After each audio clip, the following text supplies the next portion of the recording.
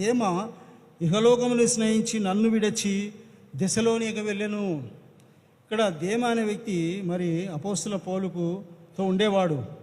ఈయన అంటున్నాడు అపోస్తుల రెండు విషయాలు మనం గమనించాలా. అక్కడ ఒక దైవజనుని యొక్క మనస్సు ఎట్లుందంటే బాధపడుతున్నాడు. దేమ ఇహలోకాన్ని స్నేహించి నన్ను విడిచి వెళ్ళిపోయాడు. నన్ను ఈరోజు సంఘాలను వదిలిపెట్టి వెళ్ళిపోయే వారి కోసము సంఘంలో ప్రతి వారం సహోదరుడు వచ్చేవాడే, అక్కడ కూర్చునేవాడే, ఆ చాప మీద కూర్చోవాడు కనపడడం లేదని ఎవరికైనా ఏ విశ్వాసికి కానీ మరి మిగతా వాళ్ళకి కానీ ఏమైనా కన్సర్న్ ఉందా?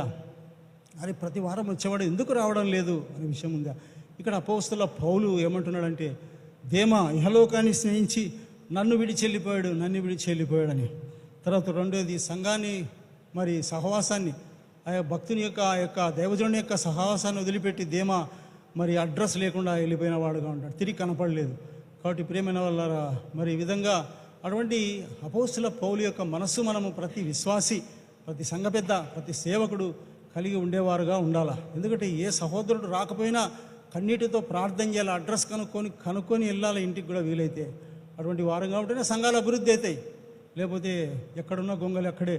అంతేమంది 300 మంది అంటే 300 మందితోనే మనము కాలం గడుపుకుంటూ వెళ్ళిపోవాలి. తర్వాత పైకి వెళ్ళిన తర్వాత దేవుడు లెక్క అడిగినప్పుడు అప్పుడు చెప్పాలి. మనం బహుమానాలు ఉండవు, కిరీటాలు ఉండవు, బూడినెత్తేసుకొని నిలబడాల్సిందే.